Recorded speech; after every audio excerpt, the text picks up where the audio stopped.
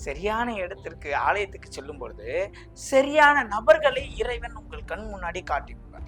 அதன் மூலியமா வாழ்க்கை மாறும்.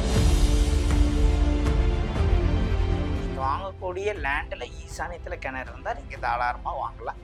மற்ற பகுதியில கிணறு இருந்தாலும் வாங்கலாம். வாங்கினதுக்கு அப்புறம் மூடிக்கணும். அதுக்கு பூஜை அந்த மாதிரி எல்லாம் பண்ணணும். அது உங்களுடைய தனிப்பட்ட விருப்பம். நீங்க விநாயகர் வைங்க, கண்ணாடி வைங்க, கந்திருஷ்டி என்ன வேணாலும் செய்யுங்க. அதெல்லாம் மேட்டரே இல்லை. என்னுடைய அஸ்ட்ராலஜி, என்னுடைய வாஸ்துல ஒரு விஷயத்த சொல்கிறேன். நீங்கள் ஒரு வீடு கட்டி கிரகப்பிரவேசம் பண்ணுறீங்க, ஒரு 1000 பேரை கூட்டு பண்ணுறீங்கன்னா அந்த வீடு விற்றுருவீங்க. காசு வரணும் அப்படின்னா சில விஷயங்கள் முறைகள் இருக்குது, அதை பயன்படுத்தணும். அதை விட்டுட்டு நான் வந்து மணி பிளான்ட் வாங்கி வச்சேன், கொய்யா செடி வச்சேன், மாஞ்செடி வச்சேன்னா அதெல்லாம்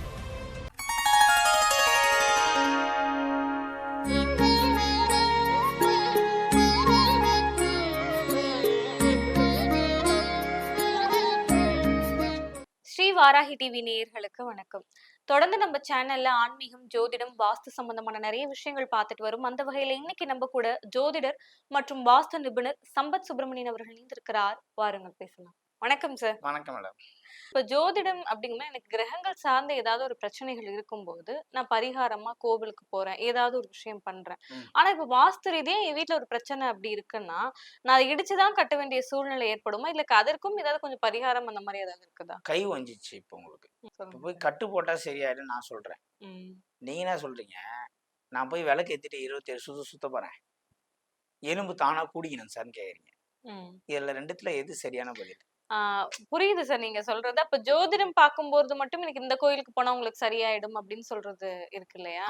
அது இந்த கோயிலுக்கு போனா சரியாயிடும் எதுக்கு சொல்றேன்னா, இந்த கோயிலுக்கு போனா கரெக்டான கட்டு கட்டுற ஹாஸ்பிட்டலும் கண்ணுக்கு போனோம்.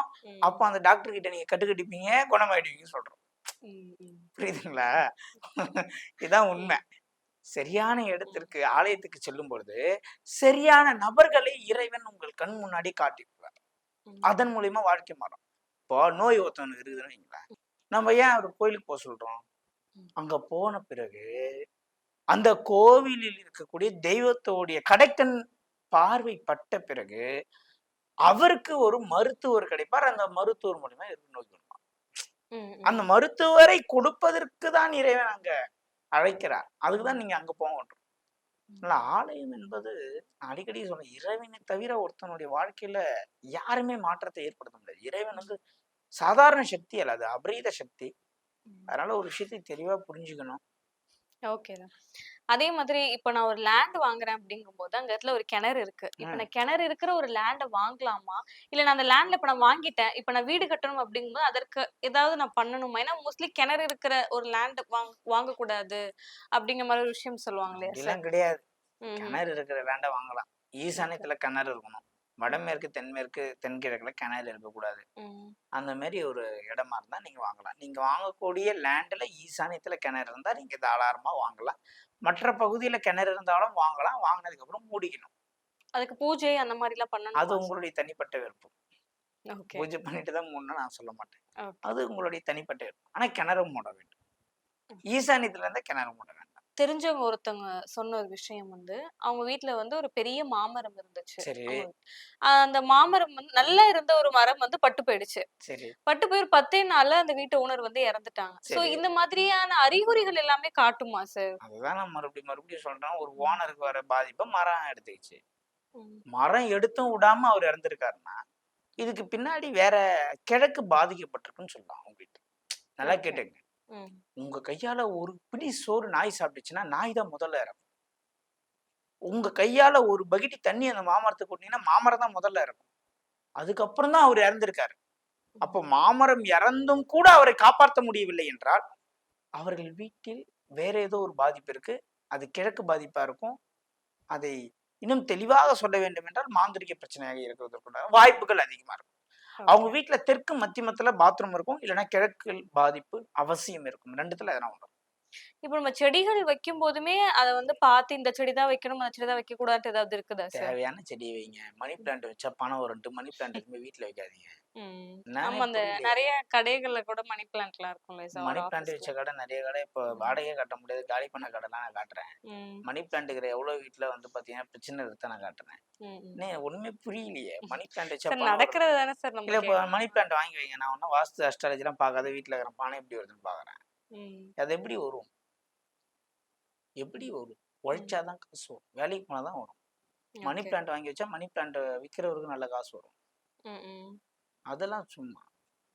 காசு வரணும் அப்படின்னா, சில விஷயங்கள், முறைகள் இருக்கு. அத பயன்படுத்தணும்.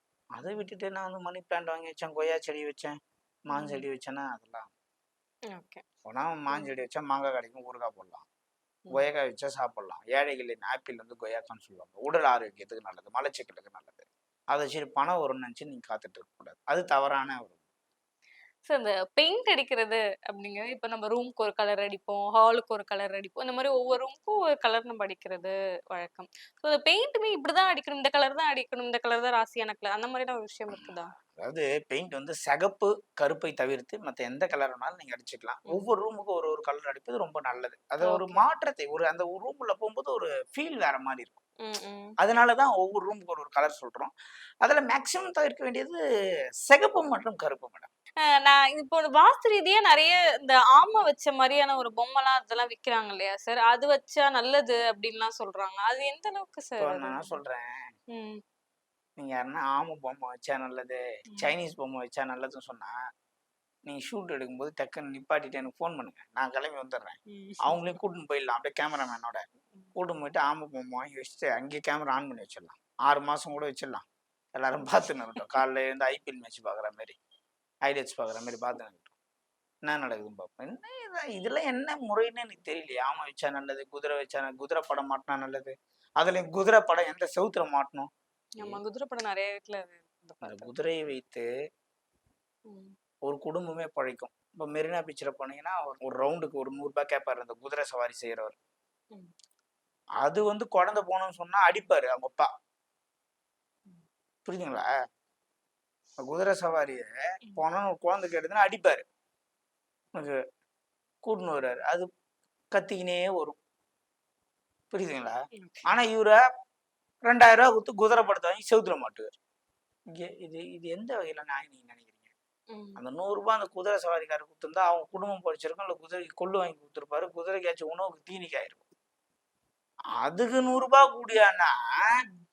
அங்க குடுக்க மாட்டாரு. நான் இங்க தானே ம். ரூ. 50 வாங்கிக்க அப்படின்னுவாரு.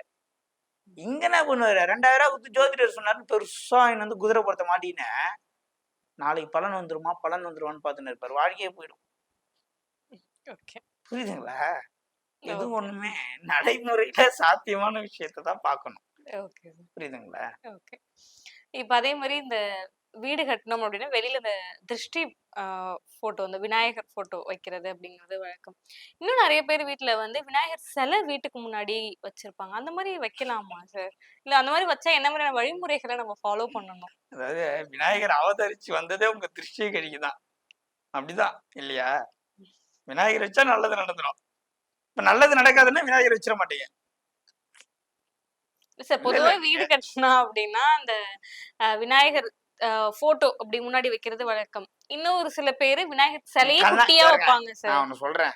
ம். நீங்க விநாயகர் வைங்க, கண்ணாடி வைங்க, ம். கண் திருஷ்டி என்ன வேணாலும் செய்யுங்க. அதெல்லாம் மேட்டரே இல்ல. ம். அதெல்லாம் ஒரு விஷயமே கிடையாது. என்ன வேணாலும் வச்சுக்கங்க, வச்சுக்காத போதுங்க. போங்க. அதெல்லாம் உங்க இஷ்டம். வைங்க, வைக்காத போங்க. என்னுடைய அஸ்ட்ராலஜி, என்னுடைய வாஸ்துல ஒரு விஷயத்த சொல்றேன். ம். நீங்க ஒரு வீடு கட்டி கிரகப்பிரவேசம் பண்றீங்க. ஒரு 1000 பேர கூட்டு பண்றீங்கன்னா, அந்த வீட வித்துருவீங்க அவ்வளவுதான். ம்ஹ்ம். நீங்க செஞ்சு பாருங்க. ஒரு 100 பேர கூட்டு கிராண்டா ஒரு ஃபங்ஷன் பண்ணுங்க. 6 மாசத்துல உங்க வீட்ல பிரச்சனை நடக்கும். நீங்க நான் தான் விநாயகர் வச்சிருந்தாலும், நான் தான் கண்ணாடி வச்சிருந்தாலும், இன்றைய உலகத்துல 90% இவன் எப்புட்றா வீடு கட்டினான்? ம். இவ்ளோ பெரிய வீடு கட்டானே!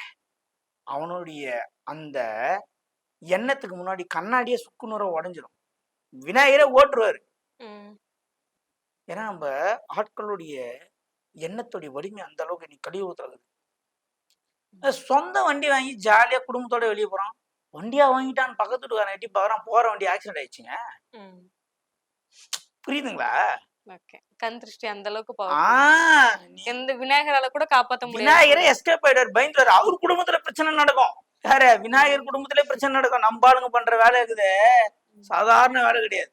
எவனா மன ரீதியா ஆத்மார்த்தமா போயிட்டு என் நண்பன் வீடு வாங்கிட்டான், என் தம்பி வீடு வாங்கிட்டான், என் அண்ணன் வீடு வாங்கிட்டான், எவனா ஆத்மார்த்தமா பரிபூர்ணமா வாழ்த்து நீங்க பாத்துக்கிட்டீங்களா? ம். இதெல்லாம் வந்து நடைமுறையில இருக்க உண்மையை தான் நான் பேசுறேன். இதுக்கு எவ்வளவு பேர் எதிர்ப்பு தெரிவிச்சாலும் எனக்கு பரவாயில்ல. நான் லைவா பாத்துட்டு இருக்கேன். ம். இங்க 1000 பேரை கூப்பிட்டு ஒருத்தர் வீடு கிரகப்பிரவேசம் பண்ணாருங்க. இன்னைக்கு ம். அவரோட நிலைமை என்ன தெரியுமா? எனக்கு தெரியும். ஓகே. ம். ஆத்மார்த்தமா நீங்க யாருக்குமே சொல்லாது. நான் கண்ணாடியே வைக்காது, விநாயகர் வைக்காதீங்க. ஒரு வீடு வாங்கி கிரகப்பிரவேசம் பண்றீங்களா? யாருக்கும் சொல்லாதீங்கன்றேன். ம். ஏன் சொல்றீங்க?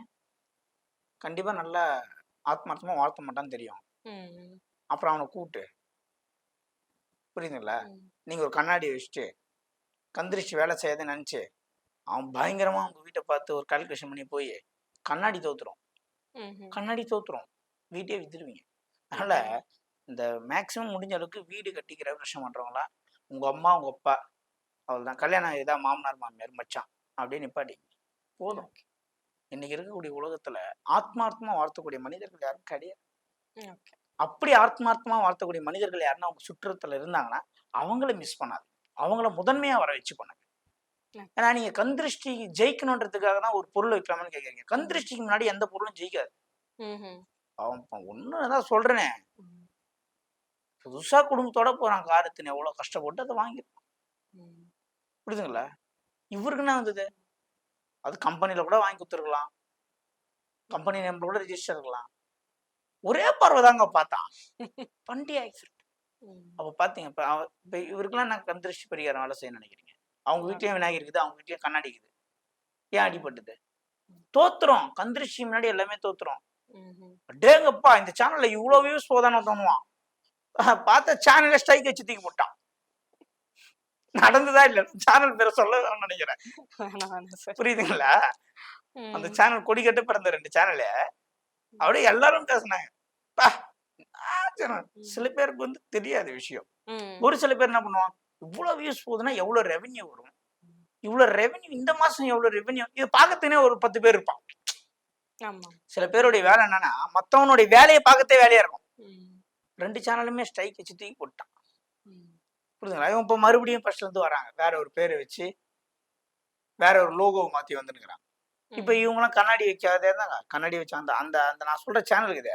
அந்த சேனல்ல பெரிய கண்ணாடி இருக்கும். இப்ப கண்ணாடி எங்க வேலை செஞ்சது? ம். ஒண்ணா முகம் பார்த்துக்கலாம், ஒண்ணா சைடு மிரர் வச்சுக்கிங்க கார்ல பார்த்துக்கலாம். புரியுதுங்களா? Okay sir. ம். அதனால இந்த கண்ணாடி, இந்த விநாயகர், இந்த பூசணிக்காய் எடுத்துன்னு வந்து மாட்டுறது இதெல்லாம் தாந்திரிக முறைங்க. ஓகே. இப்போ நானே சொல்லுவேன், உங்க வீட்ல ஒரு பூசணிக்காவ ஒண்ணுமே பண்ணாத எடுத்துன்னு போய் ஒரு இடத்துல வச்சிடணும். அந்த பூசணிக்காய் அப்படியே அழுகி போயிடும் 2, 3 நாள்ல. உங்க ம். வீட்ல தீய சக்தி இருக்குன்னு அர்த்தம். இதெல்லாம் நானே சொல்லுவேன். அதெல்லாம் தாந்திரிக முறைகள். ம். ஆனால் அதை தாண்டி வேலை செய்து நம்ம ஆளுடைய கண்ணு சாதாரண கண்ணு இல்ல. ம். அப்படி பார்த்தானா நம்மள படுக்க வச்சிரும். ஓகே. அந்த கண்ணுக்கு முன்னாடிலாம் கந்திருஷ்டியை தீர்க்கக்கூடிய அளவுக்கு எனக்கு தெரிஞ்சு எதுவும் கிடையாது. எதனா இருந்தா சொல்லுங்க, நம்மளும் மக்களும் சொல்லலாம். வாஸ்து ரீதியான நிறைய விஷயங்களுக்கு தெளிவான விளக்கத்தை கொடுத்திருக்கீங்க. நன்றி சார். நன்றி. மேலும் வேறொரு வீடியோவை சந்திக்கிறேன். அதுவரை விடைபெறுவது பவித்ரா முருகேசன்.